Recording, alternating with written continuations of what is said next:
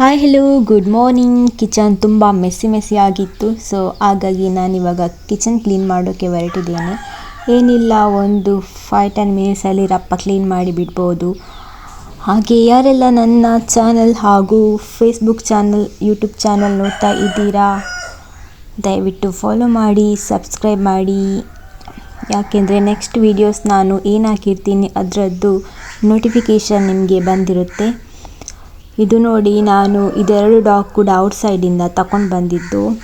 ಅಂದರೆ ಔಟ್ಸೈಡ್ ಅಂದರೆ ರೋಡ್ ಸೈಡಲ್ಲಿ ಸಿಕ್ಕಿದ್ದು. ಪಾಪ ಅನಾಥವಾಗಿ ಇತ್ತು, ಅದಕ್ಕೆ ನಾವು ಮನೆಗೆ ತಗೊಂಡು ಬಂದು ಸಾಕ್ತಾ ಇದ್ದೇವೆ.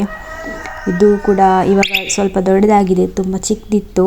ಇದು ತುಂಬ ಪಾಪು, ಸಣ್ಣ ಚಿಕ್ಕದು ನಾಯಿ. ಮತ್ತು ಆಲ್ರೆಡಿ ರೈಸ್ ರೆಡಿ ಆಗಿದೆ ಮಧ್ಯಾಹ್ನ ಊಟಕ್ಕೆ. ನಾವು ಇವಾಗ ವೈಟ್ ರೈಸ್ ಮಾಡಿದ್ವಿ. ಸೊ ಹಾಗಾಗಿ ಇದು ನನ್ನ ಪಾಪುಗೆ ಊಟ ಕೊಡಲಿಕ್ಕೆ ನಾನು ಕಚ್ಚಂಬರ್ ಮತ್ತು ರೈಸನ್ನು ಮಿಕ್ಸ್ ಮಾಡ್ತಾ ಇದ್ದೀನಿ. ಸಣ್ಣ ಪಾಪು ಅಲ್ವಾ, ಹಾಗಾಗಿ ಇದು ಸ್ವಲ್ಪ ತಿಂದರೆ ಸ್ವಲ್ಪ ಸ್ಟ್ರೆಂತ್ ಬರುತ್ತೆ. ಹಾಗಾಗಿ ನೋಡಿ ಎಷ್ಟು ಮುದ್ದಾಗಿ ಕ್ಯೂಟಾಗಿದೆ. ಇದು ತುಂಬಾ ಮುದ್ದಾಗಿದೆ ನಾಯಿ. ಬಟ್ ಇದು ಗರ್ಲ್ ಬೇಬಿ, ಹುಡುಗಿ ಅಂತ ನೋಡಿ ರೋಡ್ ಸೈಡಲ್ಲಿ ಬಿಟ್ಟೋಗಿದ್ದಾರೆ. ಇದು ನಮ್ಮನೆ ನಾಯಿ. ಇದು ನೋಡಿ ಬೆಕ್ಕು ನಮ್ಮದು, ಇನ್ನೂ ಎದ್ದಿಲ್ಲ, ಬೆಳಿಗ್ಗೆ ಆಗಲೇ ಇಲ್ಲ ಇವಳಿಗೆ. ರಾತ್ರಿ ಇಡೀ ಮಲಗುವುದಿಲ್ಲ, ಅಂದರೆ ಆಚೆ ಈಚೆ ಹೋಗ್ತಾ ಇರ್ತಾಳೆ ಆಟ ಆಡಿಕೊಂಡು. ಇವಾಗ ನೋಡಿ ಇನ್ನೂ ಎದ್ದೇಳೇ ಇಲ್ಲ, ಎದ್ದೇಳಲಿಕ್ಕೆ ಮನಸ್ಸು ಇಲ್ಲ.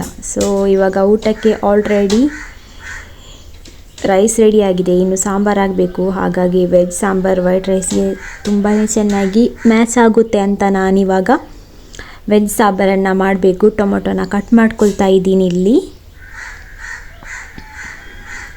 ನಾನು ವಾಯ್ಸ್ ಕೊಡಬೇಕಾದ್ರೆ ಮನೆ ಹತ್ತಿರ ಎಲ್ಲ ಕೋಳಿ ಕಾಗೆ ಎಲ್ಲ ಕೂಗ್ತಾ ಉಂಟು, ದಯವಿಟ್ಟು ಇಗ್ನೋರ್ ಮಾಡಿ.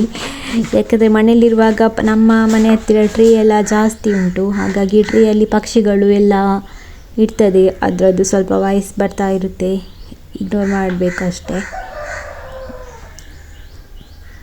ಆಮೇಲೆ ನಾನು ಫೇಸ್ಗೆ ಸ್ಕ್ರಬ್ ಹಚ್ಕೊಂಡಿದ್ದೆ, ಸೊ ಹಾಗಾಗಿ ಒಯ್ಲಿ ಕಾಣ್ತಾ ಇದೆ. ಇವಾಗ ನೋಡಿ ಈರುಳ್ಳಿಯನ್ನು ಕಟ್ ಮಾಡಬೇಕು.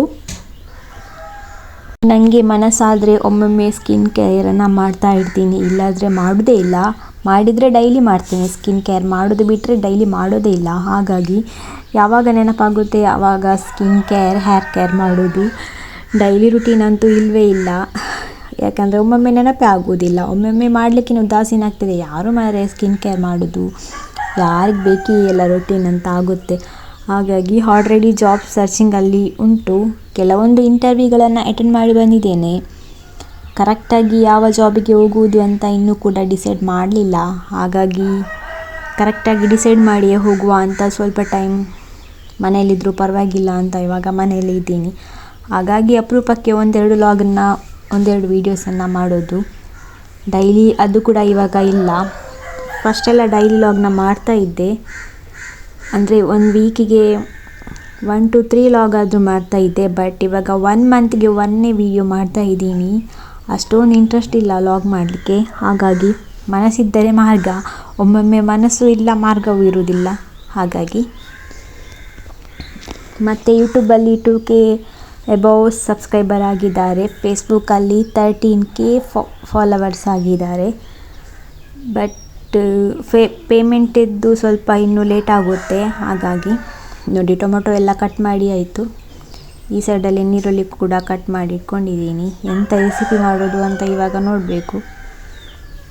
ಫಸ್ಟ್ ನಾನಿಲ್ಲಿ ಒಂದು ಪಾತ್ರೆಯನ್ನು ಇಟ್ಟಿದ್ದೇನೆ, ಗ್ಯಾಸ್ ಆನ್ ಮಾಡಿ. ನೆಕ್ಸ್ಟ್ ಇದಕ್ಕೆ ಸ್ವಲ್ಪ ಆಯಿಲನ್ನು ಆ್ಯಡ್ ಮಾಡ್ಕೊಳ್ತಾ ಇದ್ದೀನಿ.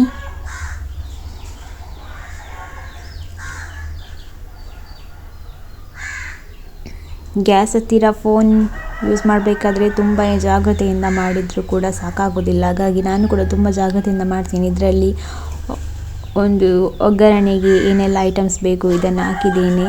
ಬೆಳ್ಳುಳ್ಳಿ, ಶುಂಠಿ ಮತ್ತು ಬೀಜ ಕೂಡ ಹಾಕಿದ್ದೇನೆ. ಸ್ವಲ್ಪ ಮನೆಯಲ್ಲಿ ಇತ್ತು ಹಾಗಾಗಿ. ಮತ್ತು ಸ್ವಲ್ಪ ಚಕ್ಕೆ ಕೂಡ ಹಾಕಿದ್ದೇನೆ. ಚಕ್ಕೆ ಲವಂಗವನ್ನು ಕೂಡ ನಾನಿಲ್ಲಿ ಆ್ಯಡ್ ಮಾಡ್ಕೊಂಡಿದ್ದೇನೆ. ನಾನು ಇದು ನನ್ನ ಸ್ಟೈಲಲ್ಲಿ ಮಾಡುವ ರೆಸಿಪಿ. ಅಂದರೆ ನನಗೆ ಯಾವ ಸ್ಟೈಲ್ ಇಷ್ಟ, ಒಂದು ಈಸಿಯಾಗಿ ರಪ್ಪ ಮಾಡುವಂಥ ರೆಸಿಪಿ. ಎಲ್ಲವನ್ನು ಹಾಕಿ ಮಾಡಿದರೆ ಖಂಡಿತ ತುಂಬ ಲೇಟ್ ಆಗುತ್ತೆ. ಹಾಗಾಗಿ ಯಾಕಂದರೆ ನಮ್ಮ ಮನೆಯಲ್ಲಿ ನಾವು ಸ್ವಲ್ಪ ಜನ ಇರೋದಲ್ಲ, ನಮಗೆ ಎಷ್ಟು ಬೇಕು ಅಷ್ಟನ್ನೇ ಮಾಡ್ಕೊಳ್ಳೋದು ಈಸಿಯಾಗಿ. ಮತ್ತು ಇವಾಗ ಇಲ್ಲಿ ಸಾಸಿವೆಯನ್ನು ಹಾಕ್ಕೊಂಡಿದ್ದೀನಿ. ಇದನ್ನೆಲ್ಲ ಚೆನ್ನಾಗಿ ಫ್ರೈ ಮಾಡಬೇಕು. ಗ್ಯಾಸನ್ನು ಲೋ ಫ್ಲೇಮಲ್ಲಿ ಇಟ್ಕೋಬೇಕು, ಇಲ್ಲಾದರೆ ಸಾಸಿವೆ ಒಡೆದು ಮುಖಕ್ಕೆ ಎಲ್ಲ ರಟ್ತದೆ. ಅದಕ್ಕೆ ಇವಾಗ ಈರುಳ್ಳಿಯನ್ನು ಹಾಕಿ ಫ್ರೈ ಮಾಡಿ ಆದಮೇಲೆ ಸ್ವಲ್ಪ 5 ಮಿನಿಟ್ಸ್ ಬಿಟ್ಟು ಈರುಳ್ಳಿ ಕಂದು ಬಣ್ಣಕ್ಕೆ ತಿರುಗುವುದ ನಂತರ ಟೊಮೊಟೊವನ್ನು ಹಾಕಿ ಮತ್ತೆ ಫ್ರೈ ಮಾಡಬೇಕು. ಈರುಳ್ಳಿ ಮತ್ತು ಟೊಮೊಟೊ ಒಟ್ಟಿಗೆ ಹಾಕಿದರೆ ಈರುಳ್ಳಿ ಕರೆಕ್ಟಾಗಿ ಫ್ರೈ ಆಗಲ್ಲ. ಹಾಗಾಗಿ ನೀವಿಲ್ಲಿ ನೋಡ್ಬೋದು, ಈರುಳ್ಳಿ ಟೊಮೊಟೊವನ್ನು ಹಾಕಿದ್ದೇನೆ, ಚೆನ್ನಾಗಿ ಫ್ರೈ ಮಾಡ್ತಾ ಇದ್ದೀನಿ. ಗಮ್ ಅಂತ ಪರಿಮಳ ಬರ್ತಾ ಉಂಟು. ಟೊಮೊಟೊ ಸಾರು ಅಂದರೆ ಯಾರಿಗಿಷ್ಟ ಇಲ್ಲ ಹೇಳಿ. ಬೇಗ ಈಸಿಯಾಗಿ ಮಾಡುವ ರೆಸಿಪಿ ಟೊಮೊಟೊ ಸಾರು ಮಾತ್ರ ಅಲ್ವಾ. ಹಾಗಾಗಿ ಮತ್ತು ಇದಕ್ಕೊಂದು ಸ್ಪೆಷಲ್ ಆಗಿ ರೆಡಿ ಮಾಡಿದಂತಹ ಮಸಾಲೆಯನ್ನು ನಾನು ಹಾಕ್ತಿದ್ದೀನಿ. ಇದು ನಾನೇ ಮಿಕ್ಸಿಯಲ್ಲಿ ರುಬ್ಬಿ ರೆಡಿ ಮಾಡಿದ್ದು, ಸ್ವಲ್ಪ ಕೊತ್ತಂಬರಿ ಎಲ್ಲ ಹಾಕಿ. ಇಲ್ಲಿ ನನ್ನ ವಾಯ್ಸ್ಗಿಂತ ನಮ್ಮನೆ ಪಕ್ಕ ಇರುವ ಕೋಳಿ ಮರಿಗಳ ವಾಯ್ಸೇ ಜಾಸ್ತಿ ಕೇಳ್ತಾ ಉಂಟು.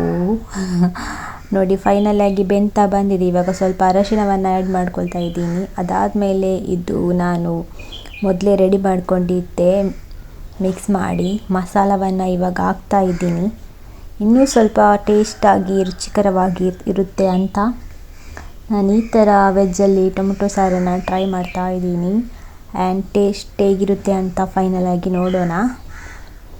ಇವಾಗ 1.5 ಗ್ಲಾಸ್ ವಾಟರನ್ನು ಆ್ಯಡ್ ಮಾಡ್ಕೊಳ್ತಾ ಇದ್ದೀನಿ. ಇಲ್ಲಿ ನೋಡಿ ಕಲರ್ ಹೆಂಗೆ ಬಂದಿದೆ ಅಂತ, ಸಖತ್ತಾಗಿ ಖಾರವಾಗಿ ಬಂದಿದೆ. ಆಮೇಲೆ ಸ್ವಲ್ಪ ಸಾಲ್ಟನ್ನು ಆ್ಯಡ್ ಮಾಡ್ಕೊಳ್ತಾ ಇದ್ದೀನಿ. ಕರೆಕ್ಟಾಗಿ ಚೆನ್ನಾಗಿ ಮಿಕ್ಸ್ ಮಾಡ್ಕೋಬೇಕು.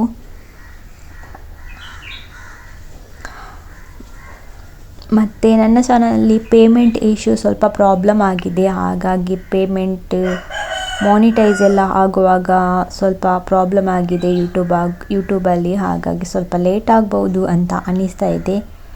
ಯಾಕಂದರೆ ಒಂದು ಸಲ ಏನಾದರೂ ಮಿಸ್ಟೇಕ್ ಮಾಡಿದರೆ ಮಾನಿಟೈಸ್ ಆಪ್ಷನ್ ಬರುವ ಟೈಮಲ್ಲಿ ಮತ್ತೆ ರಿಕವರಿ ಆಗೋಕ್ಕೆ ತುಂಬಾ ಟೈಮ್ ಹಿಡಿಯುತ್ತೆ.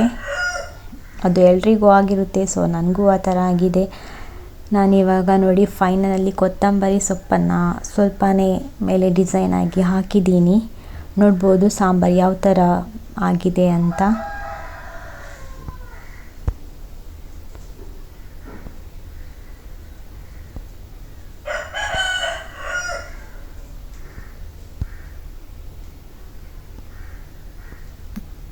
Hi, hello, good morning. Kitchen ತುಂಬ ಮೆಸ್ಸಿ ಆಗಿತ್ತು. ಸೊ